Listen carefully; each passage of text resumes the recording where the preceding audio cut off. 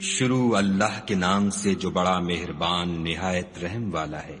اے محمد صلی اللہ علیہ وآلہ وسلم، ہم نے تم کو فتح دی، فتح بھی سری و صاف، تاکہ خدا تمہارے اگلے اور پچھلے گناہ بخش دے اور تم پر اپنی نعمت پوری کر دے اور تم کو سیدھے رستے چلائے، اور خدا تمہاری زبردست مدد کرے۔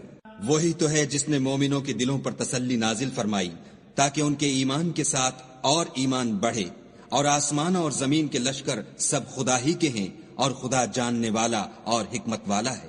یہ اس لیے کہ وہ مومن مردوں اور مومن عورتوں کو بہشتوں میں جن کے نیچے نہریں بہ رہی ہیں داخل کرے، وہ اس میں ہمیشہ رہیں گے اور ان سے ان کے گناہوں کو دور کر دے، اور یہ خدا کے نزدیک بڑی کامیابی ہے۔ اور اس لیے کہ منافق مردوں اور منافق عورتوں اور مشرک مردوں اور مشرک عورتوں کو جو خدا کے حق میں برے برے خیال رکھتے ہیں عذاب دے، انہی پر برے حادثے واقع ہوں اور خدا ان پر غصے ہوا اور ان پر لعنت کی اور ان کے لیے دوزخ تیار کی، اور وہ بری جگہ ہے۔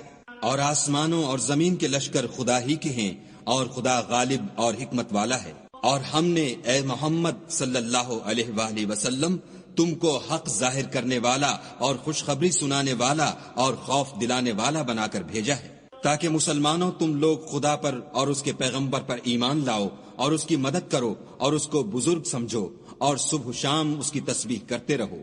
جو لوگ تم سے بیعت کرتے ہیں وہ خدا سے بیعت کرتے ہیں، خدا کا ہاتھ ان کے ہاتھوں پر ہے۔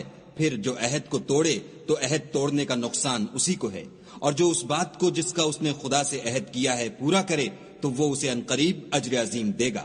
جو گنوار پیچھے رہ گئے وہ تم سے کہیں گے کہ ہم کو ہمارے مال اور اہل و عیال نے روک رکھا، آپ ہمارے لیے خدا سے بخشش مانگیں۔ یہ لوگ اپنی زبان سے وہ بات کہتے ہیں جو ان کے دل میں نہیں ہے۔ کہہ دو کہ اگر خدا تم لوگوں کو نقصان پہنچانا چاہے یا تمہیں فائدہ پہنچانے کا ارادہ فرمائے تو کون ہے جو اس کے سامنے تمہارے لیے کسی بات کا کچھ اختیار رکھے؟ کوئی نہیں، بلکہ جو کچھ تم کرتے ہو خدا اس سے واقف ہے۔ بات یہ ہے کہ تم لوگ یہ سمجھ بیٹھے تھے کہ پیغمبر اور مومن اپنے اہل و عیال میں کبھی لوٹ کر آنے ہی کے نہیں، اور یہی بات تمہارے دلوں کو اچھی معلوم ہوئی، اور اسی وجہ سے تم نے برے برے خیال کیے اور آخر کار تم ہلاکت میں پڑ گئے۔ اور جو شخص خدا پر اور اس کے پیغمبر پر ایمان نہ لائے تو ہم نے ایسے کافروں کے لیے آگ تیار کر رکھی ہے۔ اور آسمانوں اور زمین کی بادشاہی خدا ہی کی ہے، وہ جسے چاہے بخشے اور جسے چاہے سزا دے، اور خدا بخشنے والا مہربان ہے۔ جب تم لوگ غنیمتیں لینے چلو گے تو جو لوگ پیچھے رہ گئے تھے وہ کہیں گے ہمیں بھی اجازت دیجیے کہ آپ کے ساتھ چلیں۔ یہ چاہتے ہیں کہ خدا کے قول کو بدل دیں، کہہ دو کہ تم ہرگز ہمارے ساتھ نہیں چل سکتے، اسی طرح خدا نے پہلے سے فرما دیا ہے۔ پھر کہیں گے نہیں، تم تو ہم سے حسد کرتے ہو۔ بات یہ ہے کہ یہ لوگ سمجھتے ہی نہیں مگر بہت کم۔ جو گنوار پیچھے رہ گئے تھے ان سے کہہ دو کہ تم جلد ایک سخت جنگجو قوم کے ساتھ لڑائی کے لیے بلائے جاؤ گے، ان سے تم یا تو جنگ کرتے رہو گے یا وہ اسلام لے آئیں گے۔ اگر تم حکم مانو گے تو خدا تم کو اچھا بدلہ دے گا، اور اگر منہ پھیر لو گے جیسے پہلی دفعہ پھیرا تھا تو وہ تم کو بری تکلیف کی سزا دے گا۔ نہ تو اندھے پر گناہ ہے کہ سفر جنگ سے پیچھے رہ جائے، اور نہ لنگڑے پر گناہ ہے اور نہ بیمار پر گناہ ہے۔ اور جو شخص خدا اور اس کے پیغمبر کے فرمان پر چلے گا خدا اس کو بہشتوں میں داخل کرے گا جن کے تلے نہریں بہ رہی ہیں، اور جو روگردانی کرے گا اسے برے دکھ کی سزا دے گا۔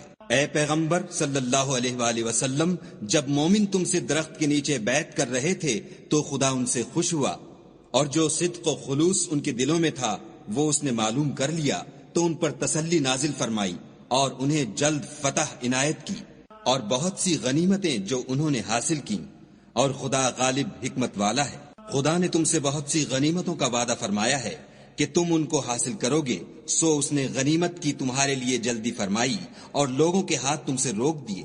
غرض یہ تھی کہ یہ مومنوں کے لیے خدا کی قدرت کا نمونہ ہے اور وہ تم کو سیدھے رستے پر چلائے، اور غنیمتیں دیں جن پر تم قدرت نہیں رکھتے تھے، اور وہ خدا ہی کی قدرت میں تھیں، اور خدا ہر چیز پر قادر ہے۔ اور اگر تم سے کافر لڑتے تو پیٹھ پھیر کر بھاگ جاتے، پھر کسی کو دوست نہ پاتے اور نہ مددگار۔ یہی خدا کی عادت ہے جو پہلے سے چلی آتی ہے، اور تم خدا کی عادت کبھی بدلتی نہ دیکھو گے۔ اور وہی تو ہے جس نے تم کو ان کافروں پر فتح یاب کرنے کے بعد سرحد مکہ میں ان کے ہاتھ تم سے اور تمہارے ہاتھ ان سے روک دیے، اور جو کچھ تم کرتے ہو خدا اس کو دیکھ رہا ہے۔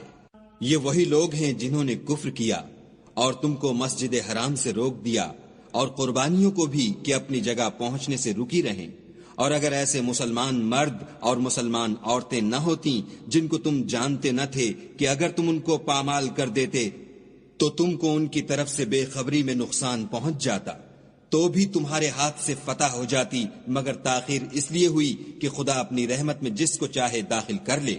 اور اگر دونوں فریق الگ الگ ہو جاتے تو جو ان میں کافر تھے ان کو ہم دکھ دینے والا عذاب دیتے۔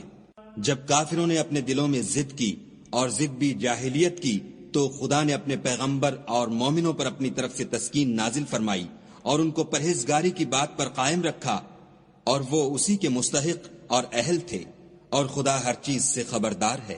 بے شک خدا نے اپنے پیغمبر کو سچا اور صحیح خواب دکھایا کہ تم خدا نے چاہا تو مسجد حرام میں اپنے سر منڈوا کر اور اپنے بال کتروا کر امن و امان سے داخل ہوگے، اور کسی طرح کا خوف نہ کرو گے۔ جو بات تم نہیں جانتے تھے اس کو معلوم تھی، سو اس نے اس سے پہلے ہی جلد فتح کرا دی۔ وہی تو ہے جس نے اپنے پیغمبر کو ہدایت کی کتاب اور دین حق دے کر بھیجا تاکہ اس کو تمام دینوں پر غالب کرے، اور حق ظاہر کرنے کے لیے خدا ہی کافی ہے۔ محمد صلی اللہ علیہ وآلہ وسلم خدا کے پیغمبر ہیں، اور جو لوگ ان کے ساتھ ہیں وہ کافروں کے حق میں تو سخت ہیں اور آپس میں رحم دل۔ اے دیکھنے والے، تو ان کو دیکھتا ہے کہ خدا کے آگے جھکے ہوئے سر بسجود ہیں اور خدا کا فضل اور اس کی خوشنودی طلب کر رہے ہیں۔ کثرت سجود کے اثر سے ان کی پیشانیوں پر نشان پڑے ہوئے ہیں۔ ان کے یہی اوصاف تورات میں مرقوم ہیں اور یہی اوصاف انجیل میں ہیں۔